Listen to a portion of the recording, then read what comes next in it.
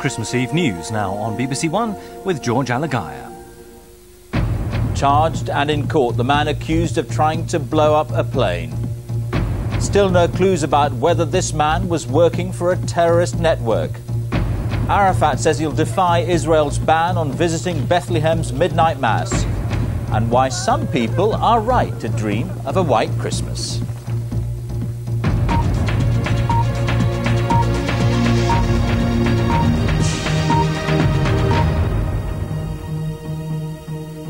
Good evening. The man accused of trying to blow up an American airliner has appeared in court in Boston. He's been charged under the name of Richard Reid. That's the name on the British passport he was carrying. But there are still question marks over his identity.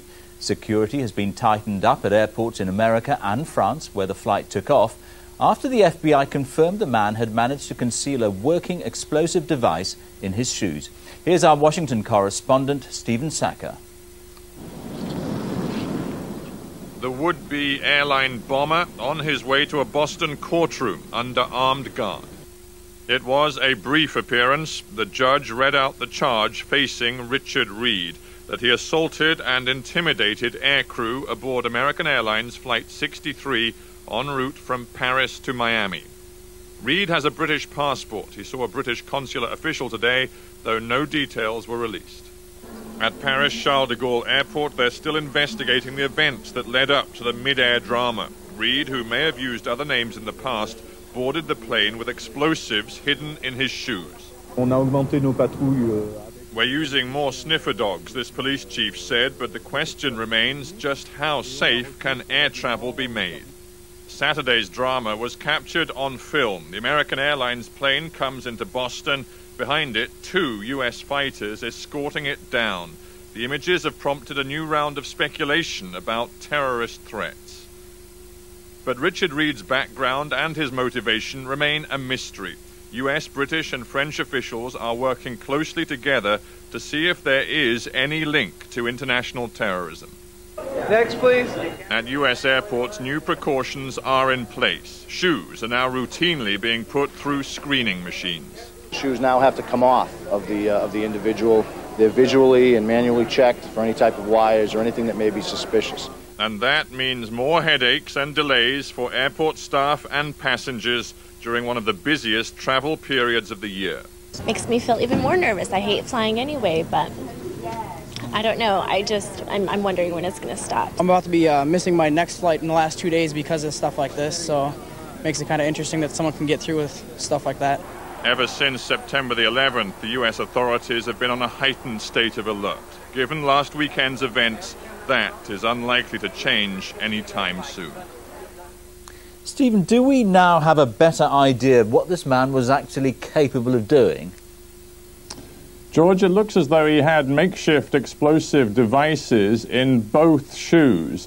Now, we're not quite sure exactly what the plastic explosive was. There's been some dispute about that, but experts say that it was capable of working. The FBI is describing it as functional, and people believe that had he managed to detonate the explosive in his shoes, it could have done real damage to the plane. Some are saying it wouldn't have blown the plane up. I doubt that.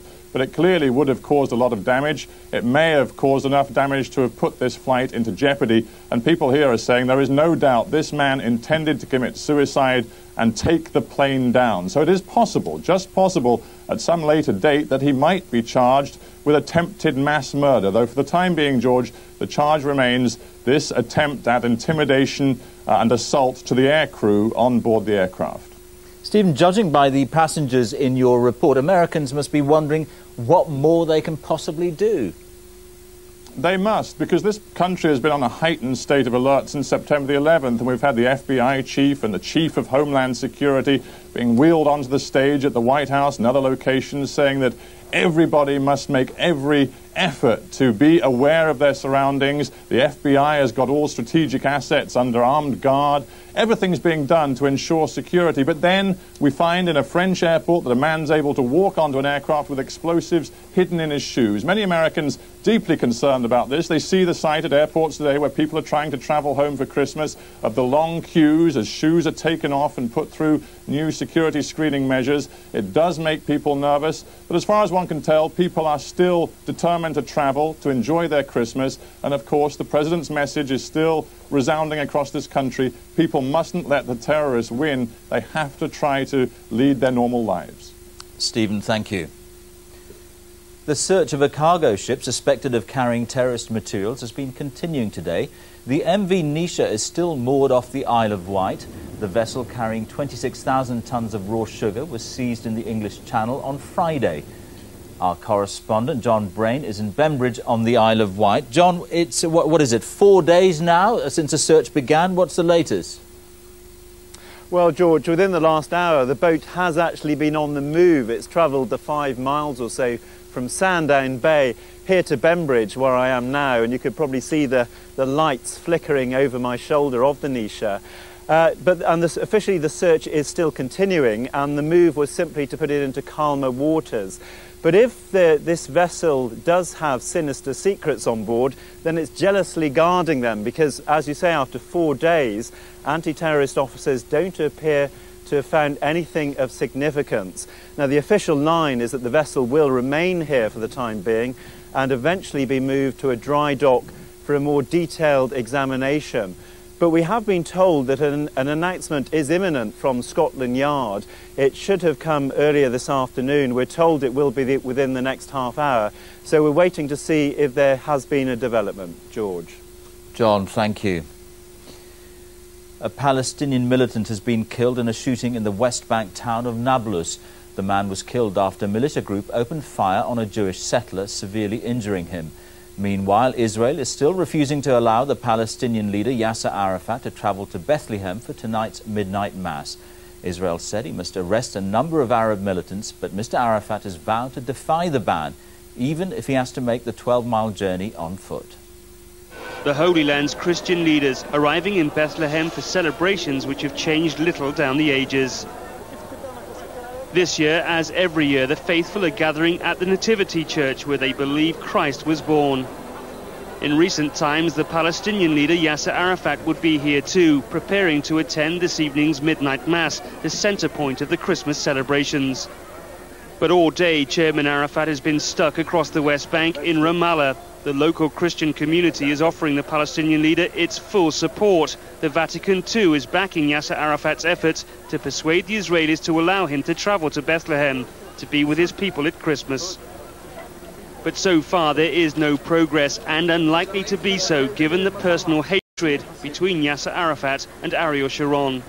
Who is Sharon? Who is Sharon? The answer, of course, is that Ariel Sharon is the Israeli Prime Minister. He's still insisting that Yasser Arafat is going nowhere until he puts more Palestinian extremists behind bars. No compromise in what the Israelis call their war against terrorism. On this Christmas Eve, people must make a decision. Clearly, are they for peace, for freedom, or they're for terrorism? And you can't have the freedom of going to participate in a mass and having the Christian world bestow legitimacy on you when you're still harboring murderers and terrorists. Even with the Christmas celebrations in full swing, there's an underlying air of tension and expectation. The Palestinian people still hoping to see Yasser Arafat here at midnight. The Israelis ready to stop him by force if he attempts to move. And Jeremy Cook joins me now. There is quite a delay on the line. Jeremy, this shooting was confirmed just before we came on air. It's bound to complicate matters, isn't it? It is bound to complicate matters. This shooting happened near Nablus when Palestinian gunmen opened fire on a car carrying a Jewish settler. The settler is reported to have got out and returned fire. At least one Palestinian has been killed, and there are reports that the settler badly wounded. And the reason this is significant, George, is because the Palestinian organisation behind the attack says it carried out the shooting because of Yasser Arafat's ban, the ban on him coming here to Bethlehem for midnight mass, underlining just what a contentious issue this is. Now, Jeremy, on that ban, plenty of people here, someone in the EU, the Pope, they've all asked Israel to reconsider this ban. Do you think they're going to have any effect on Mr. Sharon?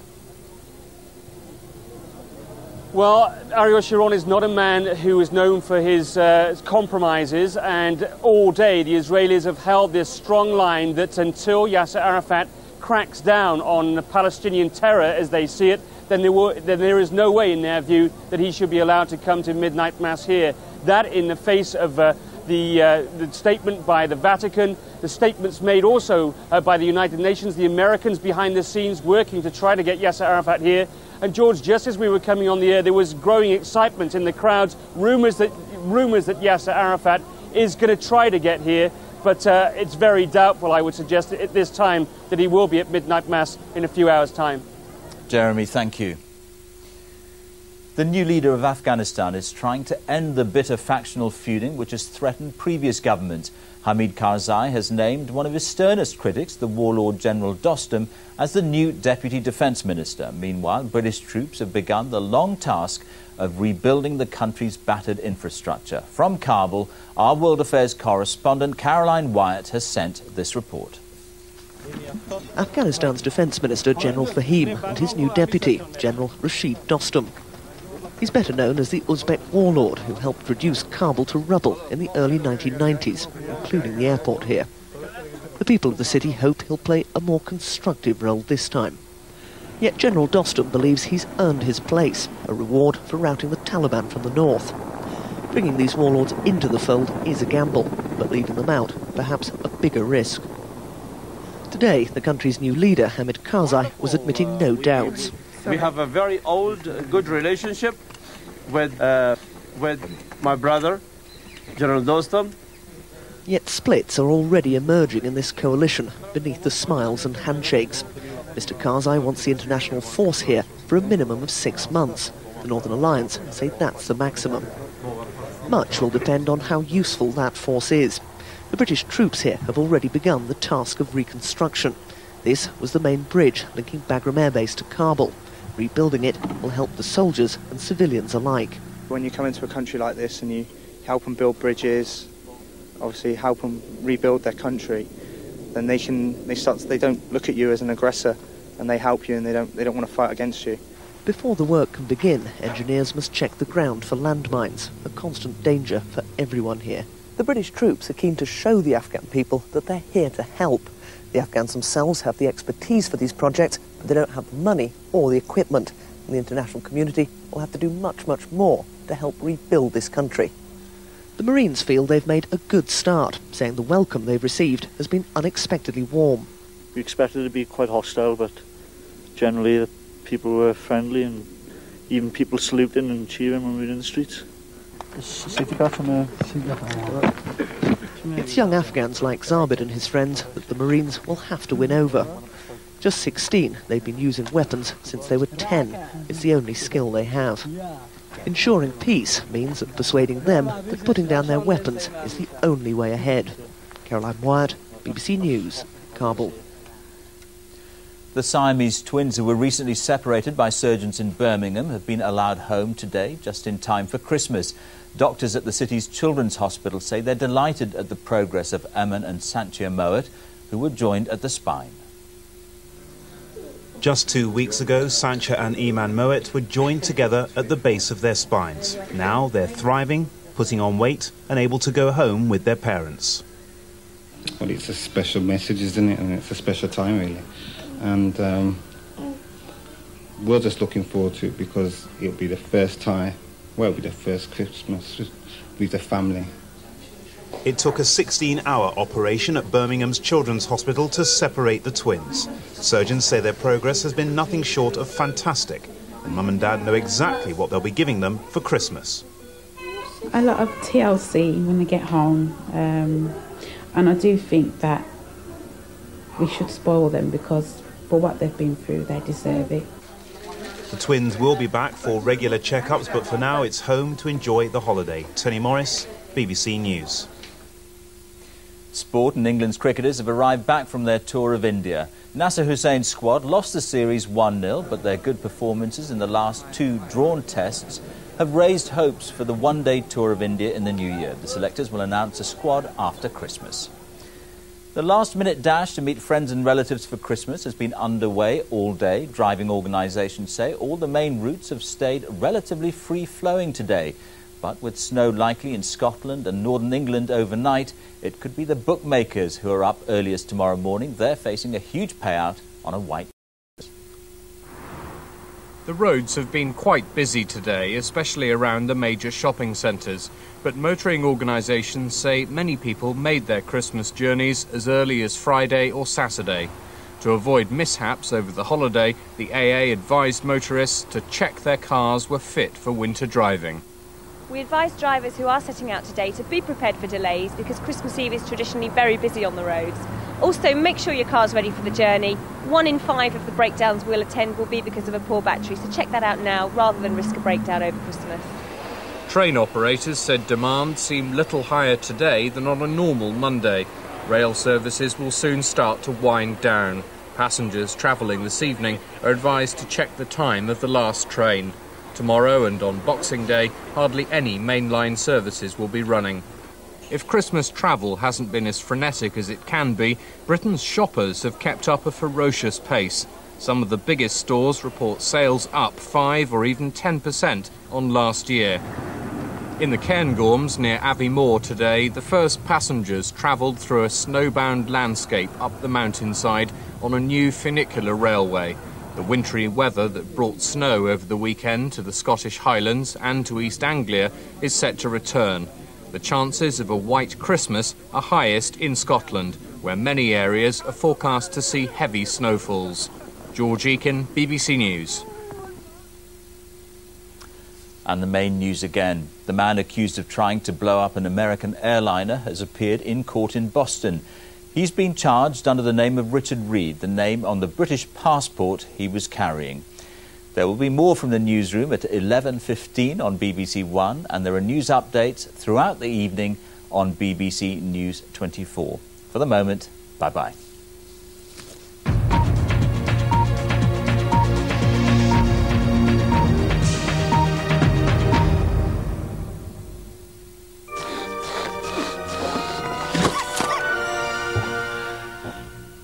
Good evening. It's going to be a white Christmas for some of us. Some heavy snow in northern Scotland and a scattering of snow showers elsewhere too. The best chance to catch one is going to be near to the coasts.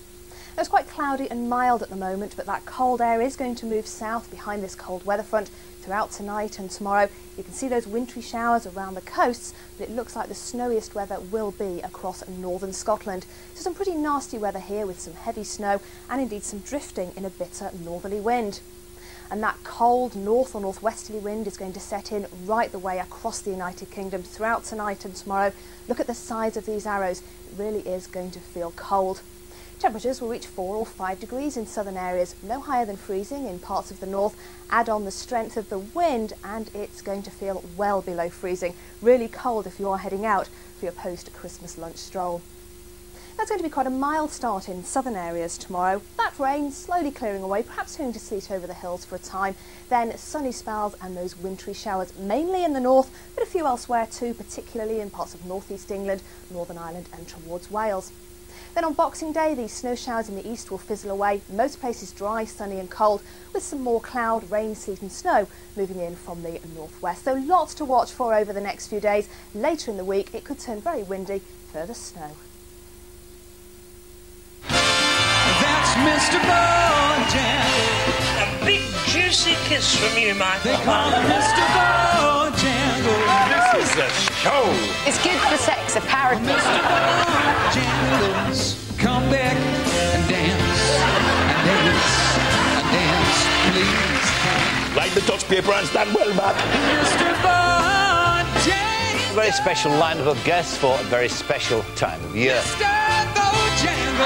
Enjoying this, Michael. It's a good one. Parkinson, tonight at 10 on BBC One. Come back dance.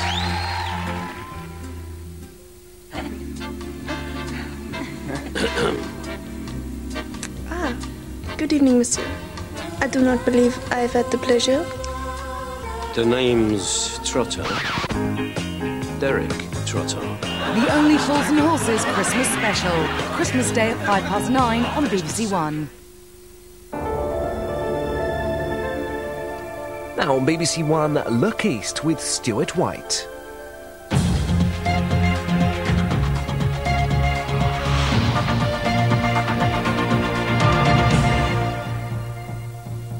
Hello, the police in Essex are looking for a man who escaped from the scene of a road crash in a stolen car, leaving a badly injured baby by the side of the road. The crash happened at East Hanningfield near Chelmsford. The baby is being treated at Addenbrooke's Hospital. The impact of the crash overturned the car and threw the one-year-old boy onto the roadside. His mother and another woman were also hurt.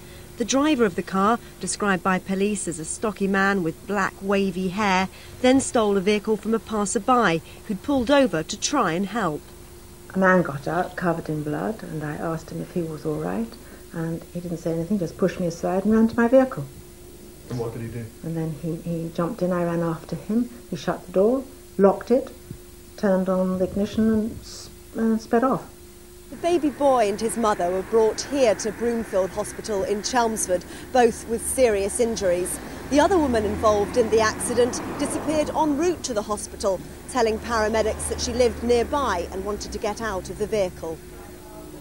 The baby boy has now been transferred to Addenbrooke's Hospital in Cambridge along with his mother. He's said to be responding to treatment, but they are both still in a serious condition. Essex police say they are still trying to piece together exactly what happened. It's thought the two people they're looking for, the driver of the car and the woman who disappeared, may also need urgent medical help. Police are appealing for them to come forward. Amelia Reynolds, BBC Look East, Essex. Detectives in Luton investigating the murder of Stephen Christmas have traced 7 of 8 possible witnesses they wanted to talk to. Mr. Christmas died from stab wounds after being attacked in an alley 10 days ago. The police still want to interview the 8th man who may have witnessed an argument on the night of the murder. He was wearing a T-shirt with the number 69 on the front. An elderly woman has been killed in a fire at her home in Essex. The fire was in a bungalow in Sweetbriar Road at Stanway near Colchester. Neighbours say the woman was an 86-year-old widow who lived on her own. Marine experts are offering a reward of £50 for an electronic tagging device which has fallen off a shark. The device holds important information about migration routes. They know from satellite tracking that it's floating somewhere off our coast. It'll probably wash ashore sometime over Christmas. If you find it, the Fish Research Laboratory would love to hear from you. A man who was living in a nuclear bunker to avoid spending Christmas with his family is giving up after only 4 days. Colin Wood paid £300 to spend 2 weeks underground at the bunker at Culverton Hatch in Essex, but he's come up 10 days early. He said he was dying for a pint of beer and couldn't face another week of isolation. In football, Ipswich Town could get themselves off the bottom of the Premiership on Boxing Day. They're at home to Leicester, who have 3 more points but an inferior goal difference. In Division 1, Norwich City go to Nottingham Forest. In Division 2, Cambridge play Brentford, Peterborough go to Huddersfield and Northampton play Colchester. And in Division 3, it's Oxford against Luton and against Rushton and Diamonds. The Southend game starts at 12 noon. You've probably noticed more and more of us are getting Christmas lights to decorate our homes, but a pensioner in Essex has gone a step further. Fred Brown, who lives near Chelmsford, has built his own miniature church in the front garden. It's got a nativity scene and an organ and took a month to finish. Let's have a look at the weather. This picture of the sunset in Newmarket yesterday was sent in by the trainer Ray Guest. Today most of the snow has gone. Tonight will be cloudy with rain at times, temperatures falling to 4 degrees Celsius, 39 Fahrenheit. Christmas Day will be dry with clear spells, but there could be some wintry showers. That's it. Have a very happy Christmas, won't you? From all of us. Bye-bye.